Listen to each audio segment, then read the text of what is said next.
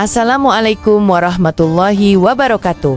Sahabat berkah bersama yang dirahmati Allah. Pernahkah kita merenung bagaimana jika langit yang biasanya tenang tiba-tiba berubah menjadi amarah? Ketika hembusan angin berubah menjadi teriakan badai dan butir hujan jatuh seperti pisau yang menghantam bumi, di saat itulah manusia baru menyadari bahwa mereka hanyalah makhluk kecil yang berdiri di atas kebesaran Sang Pencipta. Sebelum kita melangkah lebih jauh, mari luangkan sejenak waktu untuk menekan tombol like, komen, share, dan subscribe agar semakin banyak saudara kita yang mendapatkan pelajaran berharga dari setiap kisah dan musibah yang terjadi. Karena di balik bencana, selalu ada hikmah yang bisa menyentuh hati dan menguatkan iman.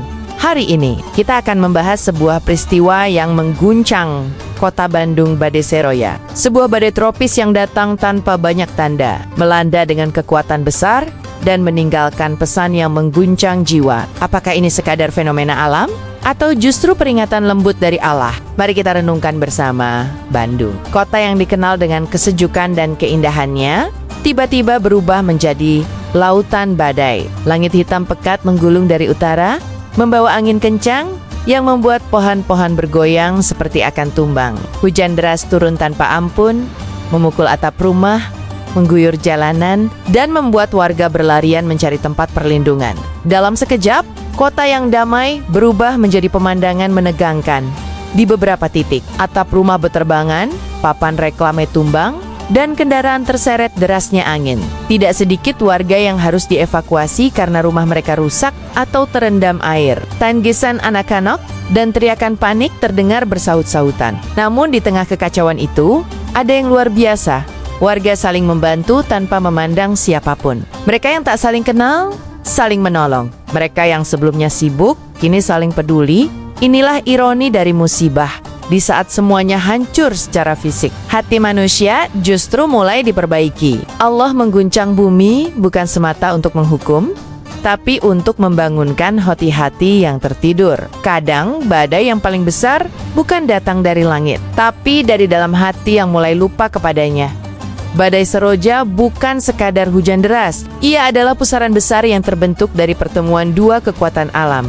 Tekanan udara hangat dari laut dan udara dingin dari dataran tinggi. Ketika keduanya bertemu, terciptalah spiral angin yang berputar cepat dan membawa energi yang luar biasa. Dalam dunia meteorologi, badai ini bisa mencapai kecepatan angin hingga puluhan kilometer per jam, cukup untuk menghancurkan apapun di hadapannya. Bandung yang dikelilingi pegunungan seharusnya terlindung dari badai besar. Namun perubahan iklim global mengubah segalanya. Pemanasan bumi, pembalakan liar, dan hilangnya keseimbangan ekosistem membuat cuaca kini tidak bisa lagi diprediksi. Alam yang dulu lembut kini menjadi keras karena manusia terlalu lama memperlakukannya tanpa kasih. Seroja hanyalah salah satu dari sekian banyak tanda bahwa bumi mulai merintih. Namun, apakah ini hanya fenomena ilmiah? Bagi orang beriman, setiap peristiwa alam bukan kebetulan. Angin, hujan, petir, semua bergerak atas izin Allah. Ketika badai datang, itu bukan hanya proses alam, tapi juga cara Allah berbicara. Lihatlah betapa lemahnya manusia tanpa perlindunganku. Di tengah derasnya hujan dan gemuruh petir, suara azan maghrib berkumandang dari masjid kecil di pinggir jalan. Suara itu seakan melawan badai, lembut namun tegas, mengingatkan manusia untuk kembali bersujud di tengah ketakutan. Seorang ibu terlihat menenangkan anaknya yang menangis. Sembari berzikir lirih, memohon perlindungan Allah, ada getaran iman yang lahir di tengah terjangan angin. Sebuah kesadaran bahwa hanya Allah tempat berlindung sejati. Ketika listrik padam dan kegelapan menyelimuti, beberapa warga menyalakan lilin dan berkumpul di ruang tamu. Mereka tidak berbicara banyak, hanya saling menatap dengan mata penuh doa. Di luar, suara angin menderu, seolah langit sedang berteriak. Tapi di dalam rumah itu, ketenangan justru tumbuh dari zikir dan doa yang terus mengalir. Begitu banyak manusia yang lupa pada Allah di waktu lapang, namun di saat badai datang, semua kembali mengingatnya. Badai Seroja mengingatkan kita bahwa manusia sering merasa kuat saat dunia tenang, tapi sesungguhnya rapuh saat Allah menguji. Tak ada kekuasaan, harta, atau jabatan yang bisa melindungi ketika alam diperintah untuk bergerak oleh Sang Pencipta. Badai bukan hanya peringatan bagi langit, tapi juga bagi hati. Setelah badai mereda, Bandung tampak seperti kota yang baru saja melewati perang. Pohon-pohon tumbang menutupi jalan Rumerama kehilangan atap, dan aliran air masih menggenang. Namun di balik kerusakan itu, ada pemandangan yang jauh lebih indah.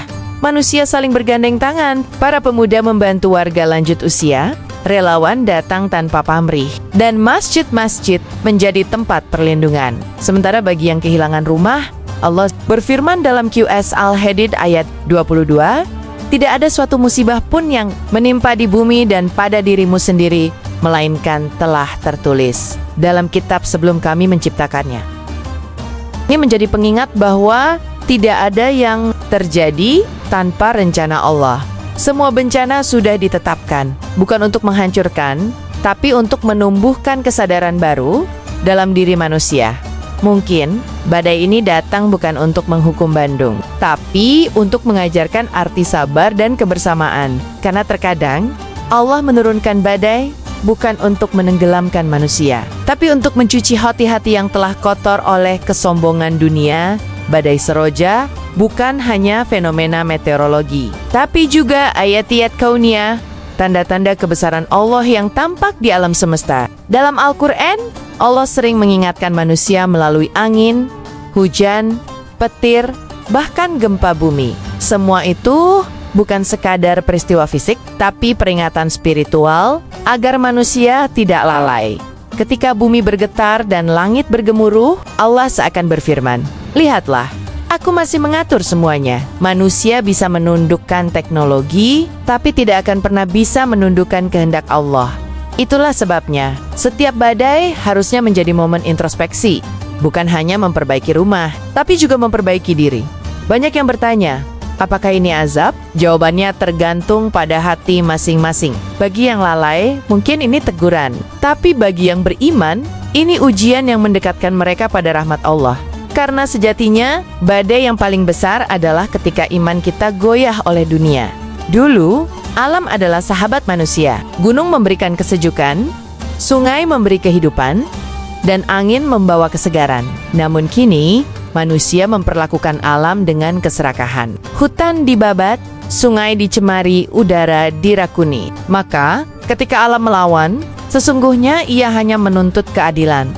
Badai seroja adalah cermin dari ketidakseimbangan itu. Alam yang terluka akhirnya menumpahkan amarahnya dalam bentuk angin dan hujan yang tak terkendali. Dalam pandangan Islam, bumi ini adalah amanah. Allah memperingatkan, "Dan janganlah kamu membuat kerusakan di muka bumi setelah Allah memperbaikinya." Quran Surah Al-Araf ayat 56. Namun manusia sering lupa bahwa merusak alam sama dengan menentang perintah Tuhan.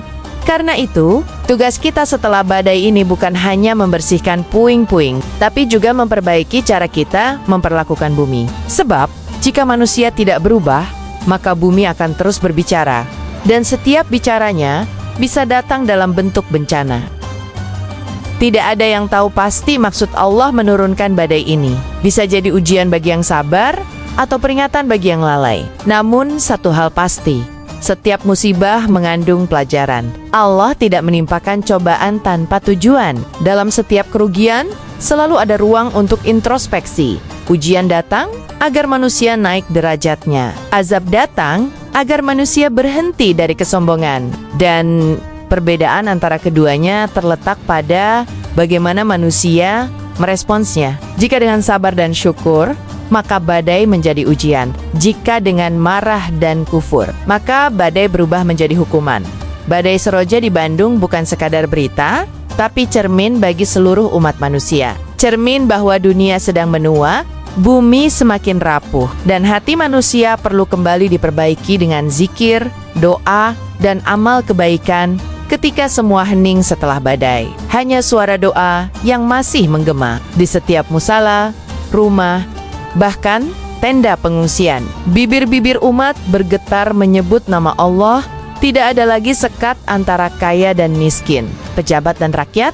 Semua sama di hadapan badai, semua sama di hadapan Allah. Doa bukan sekadar kata, tapi napas harapan. Ia menjadi jembatan antara manusia yang lemah dengan Tuhan yang Maha Kuasa. Di tengah kehancuran, doa membuat hati tetap hidup. Mungkin inilah yang Allah inginkan, agar manusia kembali bersujud, bukan karena takut pada badai, tapi karena rindu pada kasih-Nya. Ya Allah, jika badai ini adalah peringatan, jadikanlah kami hamba yang memahami pesan-Mu. Jika ini ujian, kuatkanlah kami. Dan jika ini penghapus dosa, maka terimalah kesabaran kami sebagai tanda cinta kepadamu. Amin. Setelah badai, orang-orang mulai memahami makna kesederhanaan. Rumah bisa hancur, kendaraan bisa hilang, tapi keluarga dan iman harus tetap dijaga. Badai seroja membuat manusia menyadari bahwa kebahagiaan sejati bukan pada harta, tapi pada kedekatan dengan Allah dan sesama. Bencana seringkali menjadi guru terbaik. Ia mengajarkan nilai empati, kesabaran, dan keikhlasan. Ia membuat manusia kembali saling peduli, saling mendoakan, dan saling menguatkan. Itulah hikmah terbesar dari setiap ujian. Allah ingin kita menjadi lebih manusiawi dalam kesunyian pasca badai. Bandung mungkin tampak berantakan, tapi jiwa-jiwa warganya menjadi lebih kuat. Karena badai bisa menghancurkan bangunan, tapi tidak bisa memadamkan iman. Sahabat berkah bersama, mari kita jadikan peristiwa ini bukan sekadar tontonan, tapi juga perenungan. Setiap badai adalah surat dari langit yang membawa pesan cinta sekaligus peringatan. Allah tidak menurunkan musibah tanpa alasan, dan Dia tidak akan menguji di luar kemampuan kita. Jangan biarkan badai ini berlalu tanpa makna. Mari perbaiki diri, perkuat iman, jaga lingkungan, dan terus berbagi kebaikan. Karena dunia ini bukan tempat tinggal abadi. Ini hanya perjalanan singkat menuju akhirat. Wassalamualaikum warahmatullahi wabarakatuh. Sampai jumpa di video berikutnya. Tetap semangat dalam iman dan selalu dalam lindungan Allah Subhanahu wa Ta'ala.